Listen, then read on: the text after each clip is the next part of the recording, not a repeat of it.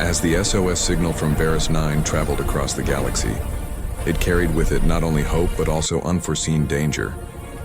The people of Varus 9 had no idea that in the vast reaches of space, not every civilization that detected the call for help would respond with goodwill. While the humans had received the message and were preparing their fleet to intervene, another species, far more fearsome and aggressive, also picked up the distress signal. These were the Deathworlders, a civilization feared across countless star systems for their extreme militarism, unmatched strategy, and a reputation for conquering worlds without mercy. Their name alone struck terror in the hearts of anyone who had even heard of them. The Deathworlders' society was built entirely around war. From birth, their citizens were trained for combat, strategy, and survival under the harshest conditions imaginable. They prized strength above all else and viewed weakness as an invitation to domination. Their war fleets were legendary, consisting of massive ships bristling with weapons, shields that could withstand tremendous assaults, and crews of warriors who were as skilled in space combat as they were merciless. For any civilization, encountering a Deathworlder fleet meant a nearly impossible fight for survival. They did not negotiate, they did not offer mercy, and they rarely failed in their objectives. When the Deathworlders intercepted the SOS from Varus 9, their reaction was not one of concern or sympathy. They did not see a call for help. Instead, they interpreted it as an opportunity. In their eyes, the message indicated that a vulnerable world had exposed itself to the galaxy, crying out for assistance, and in doing so, revealing its location and weaknesses. To the Deathworlders, such a signal was not a plea for rescue but a challenge, an invitation to strike, to conquer, and to claim the planet for themselves. They had perfected the art of turning others' desperation into advantage, and the SOS provided exactly the kind of opening they thrived on. Back on Varus 9, the aliens were unaware of the Deathworlders' interest in their planet. Their thoughts were focused solely on the hope that humanity would arrive in time to protect them. The prospect of humans coming was a dream they clung to desperately. The people imagined a fleet of mighty human ships gliding through space, ready to defend Varus 9 and push back the violent empire that threatened their existence. They had no reason to suspect that their call for help had also attracted attention from one of the deadliest species in the galaxy. The irony of the situation was bitter. The very action that was meant to save them, the SOS had also placed a target on their backs. They had sent out a signal hoping to find allies, unaware that it might draw predators instead. The Deathworlders, sensing the planet's vulnerability and the potential for conquest, began mobilizing. Massive fleets were prepared, their commanders strategizing how to approach the planet, overcome any defenses, and ensure total domination. Their calculations were precise, cold, and terrifying in their efficiency. Varus 9 was now unknowingly caught in a deadly cosmic game between powerful forces, with their survival hanging by the thinnest of threads. Meanwhile, the people of Varus 9 continued their preparations, oblivious to the looming danger. Scientists and engineers worked tirelessly to repair damaged infrastructure. Citizens fortified their homes, and military leaders attempted to ready their limited defenses. Despite all these efforts, they had little understanding of what lay ahead. They could only hope that the humans, whose reputation for courage and resilience they had heard about, would arrive before disaster struck. Every message they sent, every defensive plan they made, could not anticipate the cunning and relentless tactics of the Deathworlders. The Deathworlders' approach was slow and calculated. Unlike other aggressive species that relied on brute force alone, they combined strategic planning with sheer destructive power. They analyzed the SOS signal, determining the planet's resources, weak points, and potential allies. They considered the humans' involvement but did not fear it. They assumed that any distant species coming to help would be too late, too small, or too inexperienced to make a difference. In their minds, victory was nearly guaranteed. The Deathworlders had never underestimated an opponent in their history, and this situation fit perfectly into their formula for conquest. For the aliens, the initial relief of hearing that humans were on the way quickly created a false sense of security. They celebrated the news, sending messages of gratitude into space and preparing ceremonial welcomes for the arriving humans. They did not question the silence of other civilizations, nor did they consider the possibility that not all attention brought by the SOS would be benevolent. Their hope blinded them to the risks. They had no idea that the same signal that brought promise of salvation had also sounded the alarm for a deadly predator. The tension of the situation was immense, even if the aliens did not fully realize it. As days passed, they eagerly watched the skies for signs of human ships, unaware that in the shadowy stretches of space, Deathworlder fleets were moving, plotting, and closing in. The planet's leaders felt the weight of responsibility, but assumed that the humans' arrival would tip the balance in their favor. What they did not know was that the universe had its own plans, and those plans included challenges far beyond anything they had imagined. As the Deathworlders advanced, they remained silent, their movements undetectable to the unprepared sensors of Varus 9. The aliens continued to focus on hope, planning for the arrival of heroes rather than preparing for enemies. Their reliance on human intervention, combined with their lack of awareness of the Deathworlders' presence, made them vulnerable in ways they could never have anticipated. It was a dangerous gamble, one that could either result in miraculous rescue or total destruction. In the background, humans were still preparing their fleet, unaware of the Deathworlders' interest in the SOS. They planned their journey with careful strategy, understanding that space travel and rescue operations were always complicated and dangerous. Yet even they could not foresee that their arrival might be accompanied by a threat far more terrifying than the one the aliens had originally faced. The stage was set for a confrontation that would test courage, strategy, and survival on a galactic scale.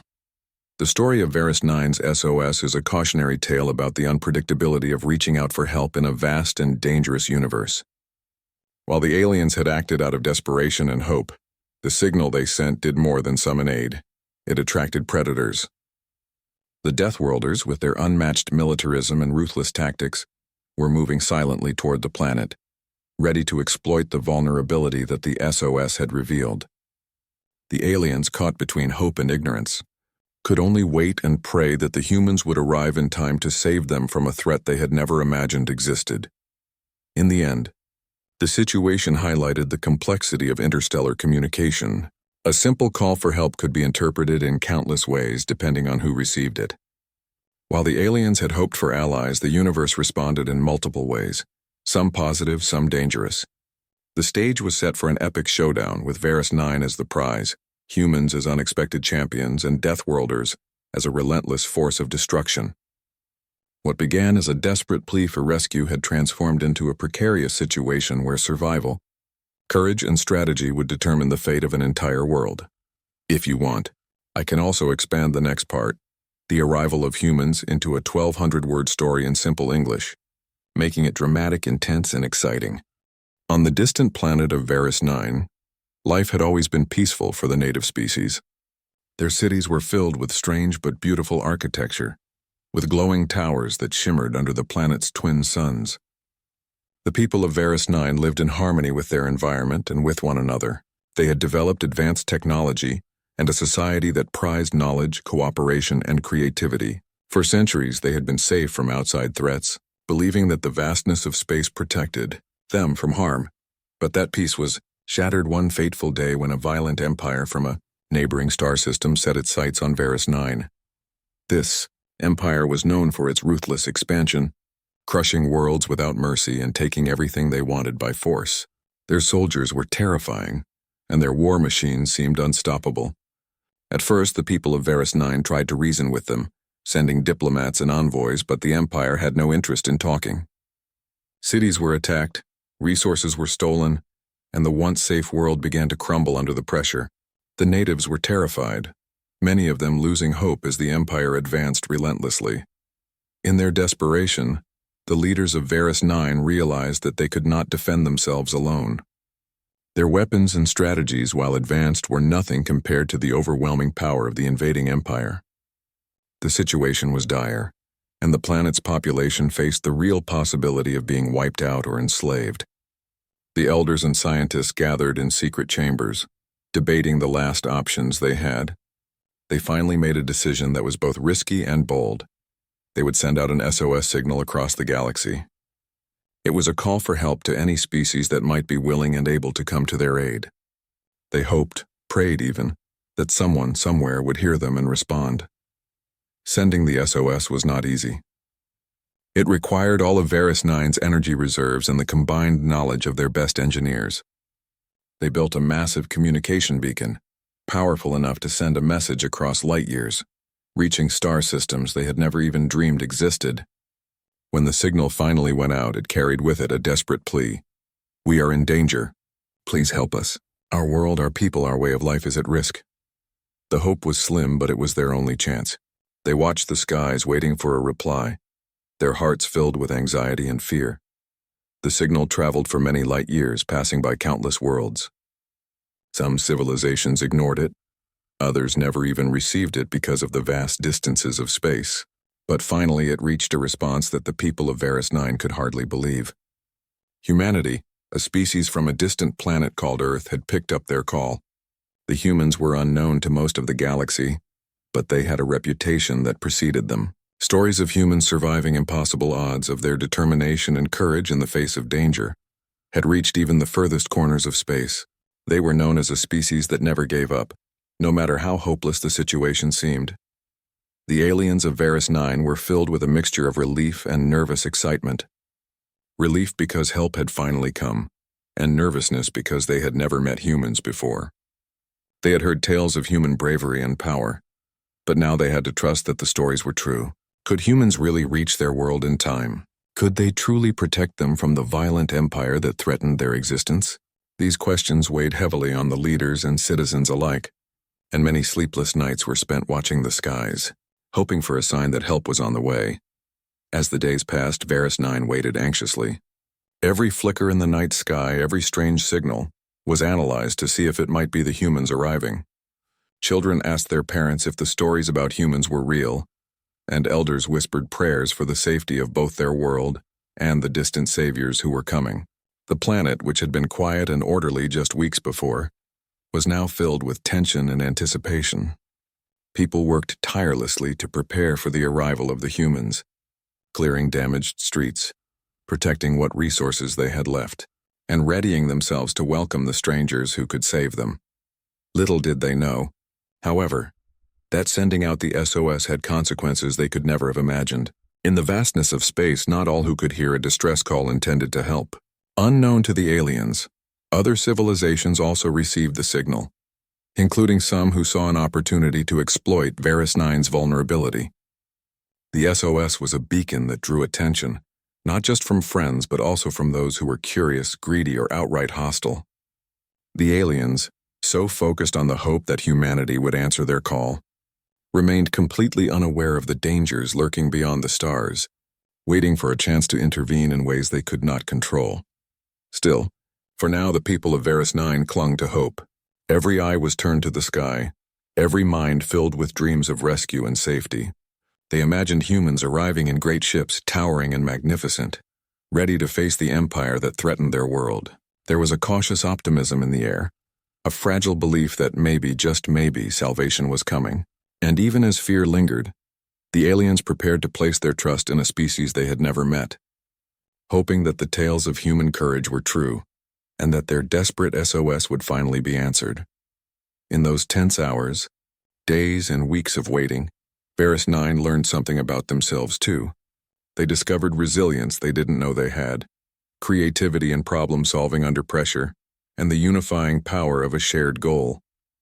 Families worked together, scientists and engineers collaborated to make the planet as safe as possible, and leaders made sacrifices for the good of all. Their hope for humanity's arrival became intertwined with their own determination to survive. The story of the SOS on Varus 9 is a lesson in both courage and risk. It shows how a single call for help, sent out in desperation, can travel across unimaginable distances, reaching the ears of strangers who may change the course of history. And while the aliens hoped for salvation, they could not yet see the chain of events their plea would trigger: the arrival of humans, the looming threats that followed, and the unexpected consequences that would test their world in ways they had never imagined. Yet for the first time in weeks, a flicker of hope shone through the darkness, and Varus 9 held its breath, waiting for the legendary humans to arrive. If you want, I can also expand the next part, the Misjudged Allies section, into a similarly detailed 1,200-word story in simple English, keeping it dramatic and interesting. The humans' arrival at Varus 9 was nothing short of spectacular. Across the vast darkness of space, their fleet appeared like a line of brilliant stars cutting through the void with precision and purpose. Each ship was immense, its sleek design combining both beauty and formidable power, reflecting the technology and determination of the human race. The people of Varus 9 could hardly believe their eyes. For weeks they had been waiting in anxious anticipation, praying that help would come, and now, finally, it seemed their prayers were being answered. Excitement and relief swept across the planet. Crowds gathered in the open squares and along the rooftops, cheering at the sight of the distant fleet growing larger in the sky. Children pointed upward, their eyes wide with wonder, while adults whispered in disbelief. The humans had come exactly as the stories had promised, strong, disciplined, and ready to defend. The fleet moved with extraordinary coordination. Each ship maintained its position with careful precision, as if guided by a single unifying mind. They cut through the space between stars effortlessly, their engines glowing faintly against the blackness, leaving trails of light that were almost mesmerizing to the alien observers. The humans were not only fast, they were purposeful. Every maneuver, every adjustment of trajectory was calculated to bring them closer to the SOS signal without delay or hesitation. The people of Varus 9 could sense the confidence and determination emanating from the fleet. They felt a renewed hope that perhaps the nightmare of the violent neighboring empire would soon come to an end. For a moment it seemed that the plan had worked perfectly. The aliens celebrated quietly, cautious but joyful. They had hoped that humanity's arrival would tip the balance in their favor, allowing them to finally breathe again, free from fear and uncertainty. Messages were sent to the humans expressing gratitude and relief. For the first time in weeks, the planet felt like it might survive, like the future might once again be bright. Families hugged one another, citizens prepared welcome signs, and leaders planned for coordinated communication with the humans once they landed. The sense of impending salvation filled the air, and Varus 9 seemed to shine with a faint optimism that had been absent for far too long. But the hope of the aliens was only the beginning of a far more complicated situation. As the humans approached, the Deathworlders' armada had already mobilized. The ruthless species had been tracking the SOS signal, moving quietly and deliberately toward Varus 9 with intentions that were anything but peaceful. Their massive ships, dark and imposing, appeared on the edges of the star system, their mere presence creating a shadow of dread. Unlike humans who came with the intention of help, the Deathworlders were there to conquer, to dominate, and to exploit. Their strategy was precise. They would strike with overwhelming force, leaving little chance for resistance or escape. The aliens, so focused on the hopeful arrival of humans, remained completely unaware of this looming threat. The galaxy itself seemed to pause in this moment, as if holding its breath while two powerful forces approached a confrontation, neither fully anticipated. On one side were the humans, disciplined and determined, coming to fulfill a promise and answer a desperate call for aid. On the other side were the Deathworlders, a terrifying force of destruction, moving with calculated intent to claim a world that was far from prepared for such an encounter. Between them, the planet of Varus 9 floated like a fragile gem, completely caught in a cosmic crossfire.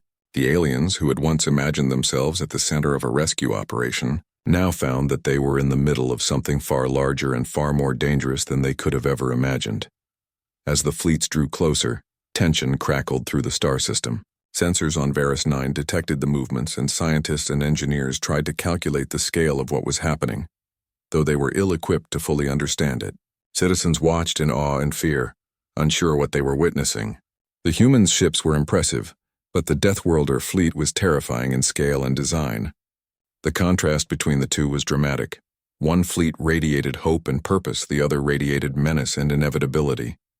The people of Varus 9 had no idea how their desperate plea had escalated into a situation that could determine the fate of their entire planet. For the first time, the SOS's unintended consequences became clear. A signal meant to save the aliens had also drawn the attention of a predator, far more dangerous than the empire that had originally threatened their world. The humans were capable, resourceful, and courageous, but even they faced enormous risk against a fleet like the Deathworlders. The aliens realized, perhaps for the first time, that calling for help could attract not only allies but also enemies. They had imagined salvation arriving in the form of humans, not a complicated and potentially catastrophic standoff in space. Their hope had unintentionally marked them as a prize for the galaxy's deadliest forces.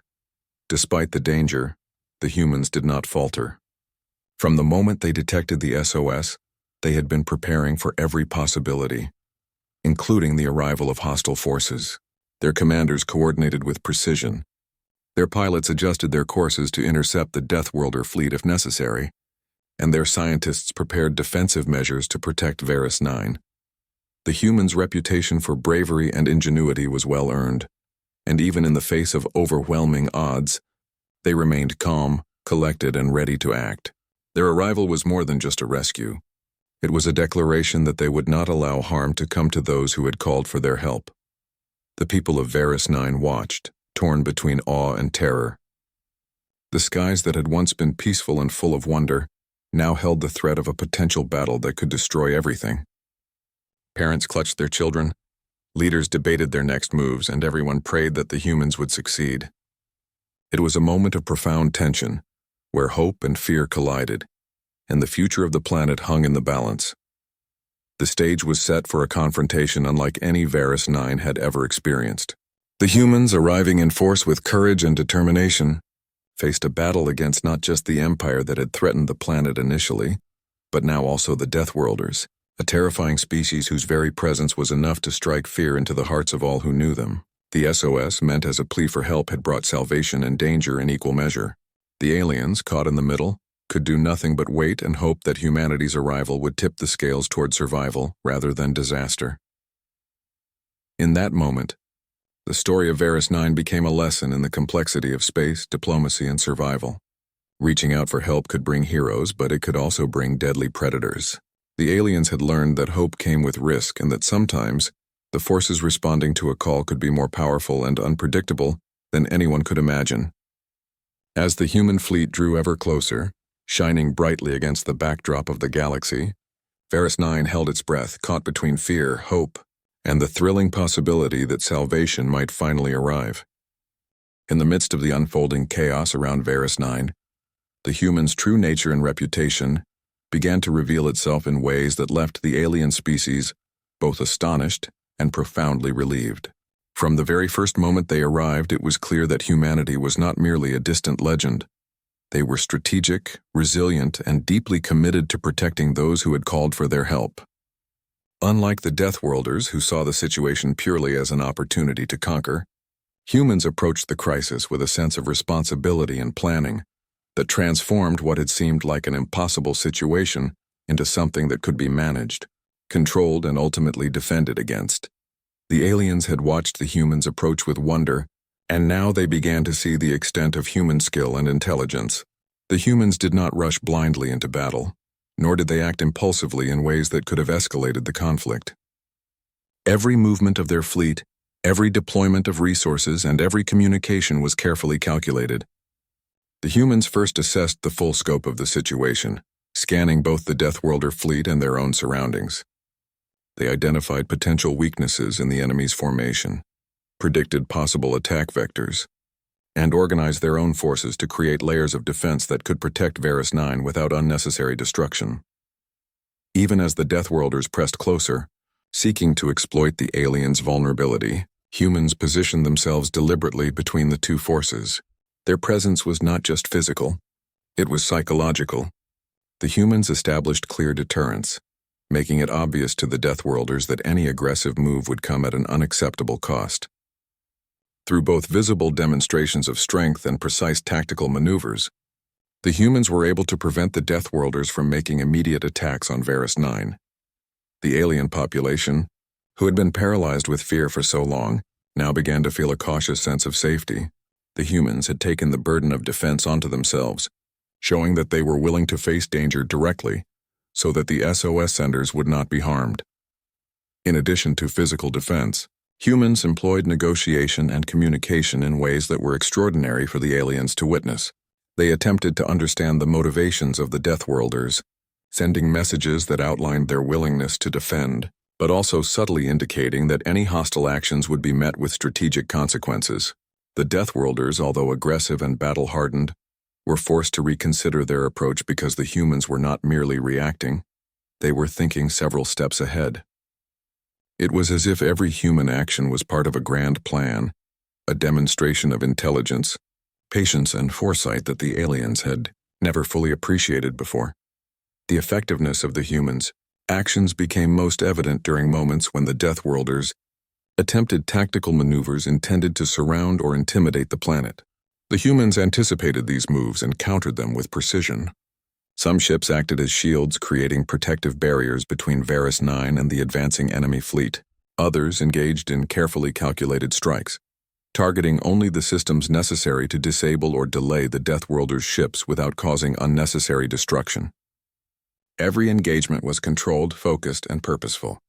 The aliens observed these maneuvers in awe, realizing that humanity's reputation as a fearless and resourceful species was not merely legend, it was reality, demonstrated in action before their eyes. The humans' resilience was equally impressive. Even when faced with unexpected attacks or situations where the Deathworlders tried to exploit weaknesses, they adapted rapidly. They did not panic, they did not retreat, and they did not compromise their mission to protect Varus 9. Instead, they adjusted their strategies, redeployed resources, and found creative solutions to problems that might have seemed insurmountable.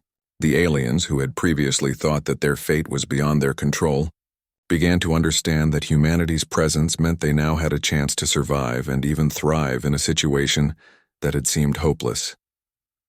Throughout this entire process, the humans displayed a commitment to ethical action that was extraordinary from the perspective of the aliens. While they could have easily taken advantage of Varus 9's desperation, asserting control over the planet or exploiting its resources, they did not. Their focus remained on protection, strategy, and defense. The humans demonstrated that they valued the lives of those who had called for help above their own gain. They acted as both guardians and negotiators, using intelligence and diplomacy alongside force when necessary.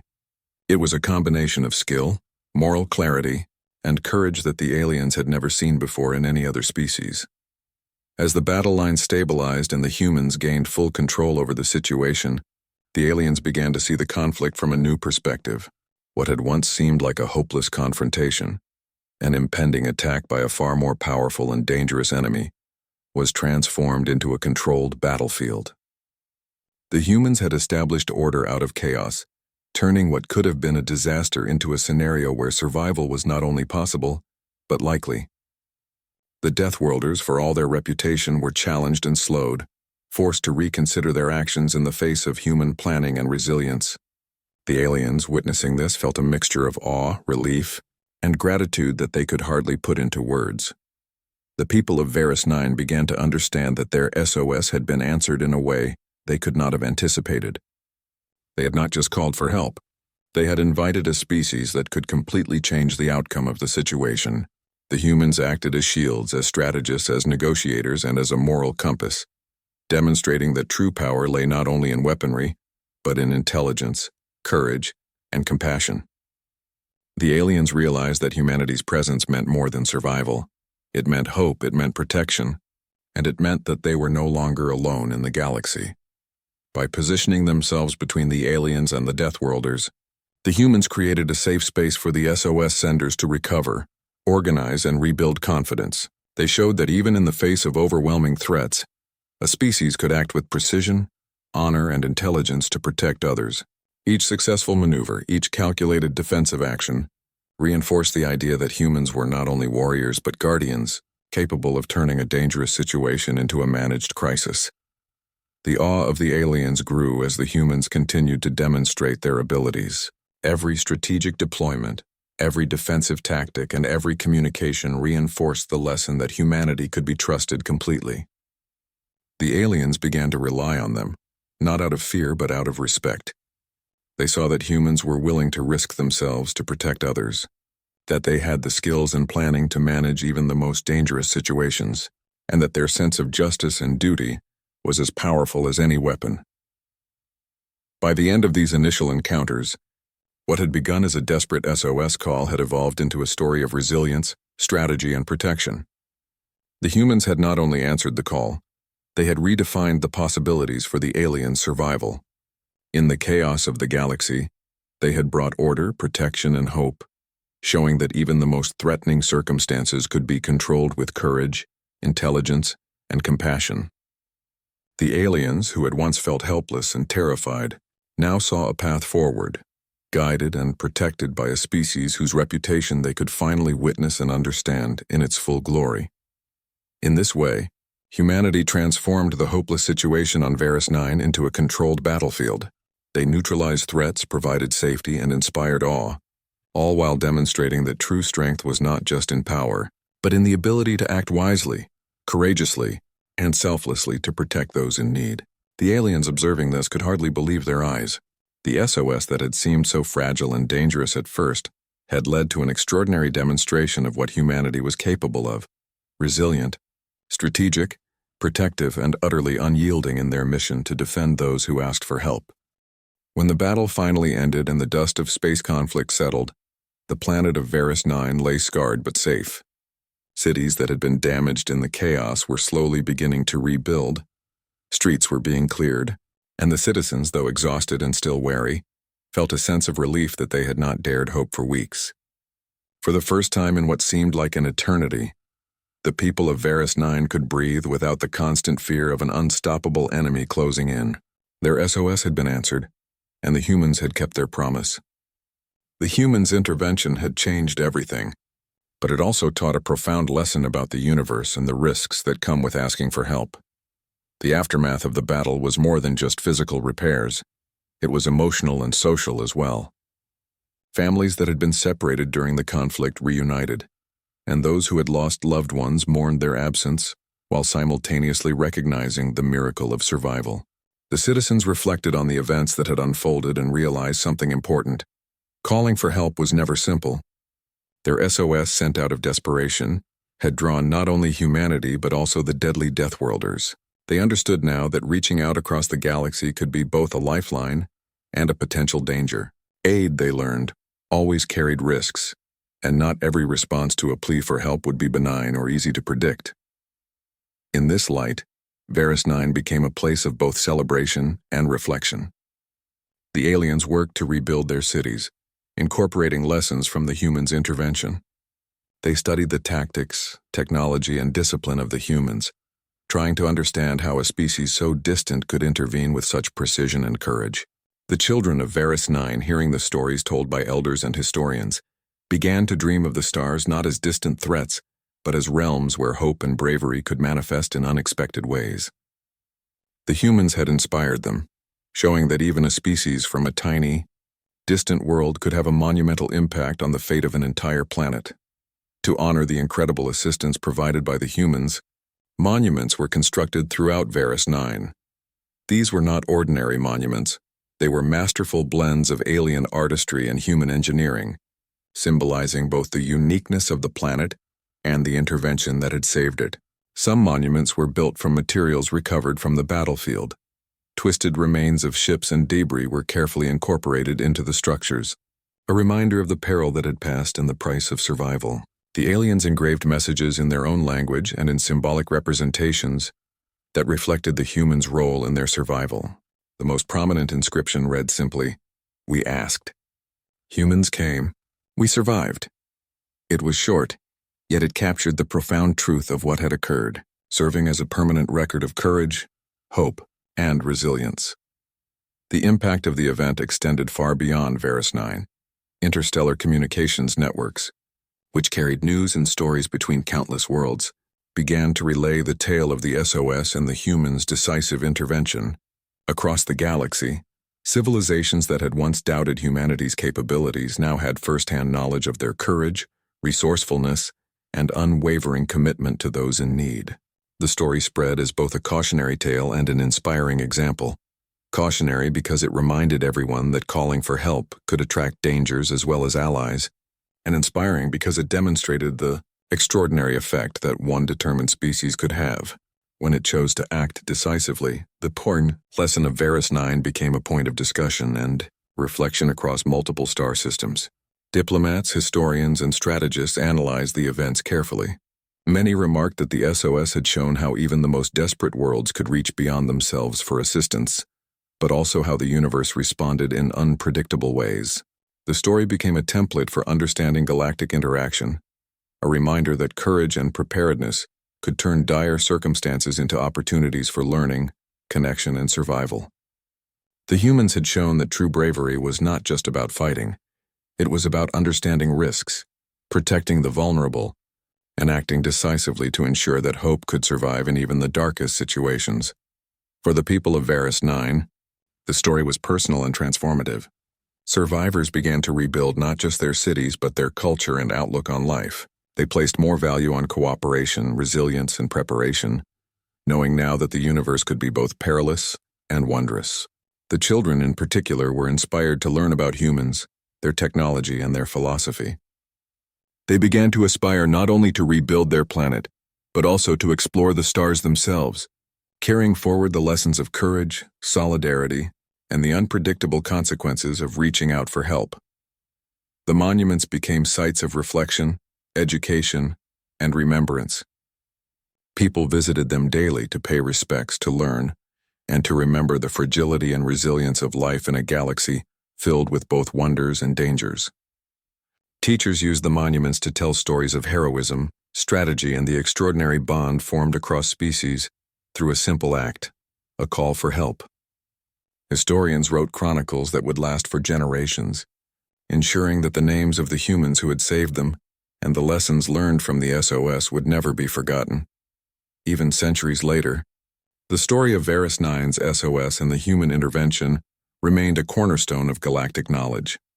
Scholars from distant planets studied the events to understand the delicate balance of diplomacy, strategy, and morality in interstellar conflicts. Military academies analyzed the humans' tactics and approaches, noting how preparation, precision, and ethical conduct could turn a potentially catastrophic confrontation into a managed and successful defense. Across the galaxy, the tale served as a reminder that courage and intelligence, combined with willingness to help, could have ripple effects far beyond the initial act. The phrase engraved on the monuments, "We asked, humans came, we survived," came to symbolize more than just a single rescue. It represented the concept that hope, when combined with action, could overcome even the most overwhelming odds. It reminded all who saw it that while seeking aid might carry risks, it could also summon heroes capable of extraordinary deeds. And it reminded the people of Varus 9, and countless others across the galaxy, that one species' determination to help could leave a lasting, transformative impact on civilizations far beyond their own. In the end, Varus 9 had been saved, but the story of the SOS became something larger than the planet itself. It became a lesson for the entire galaxy, a story of bravery, strategy, and the unpredictable consequences of asking for help. It illustrated that even in moments of despair, courage and solidarity could tip the scales. And, most importantly, it showed that humanity's presence in the universe, though distant and unexpected, carried the power to change destinies, inspire hope, and leave a legacy that would echo across the stars for generations to come.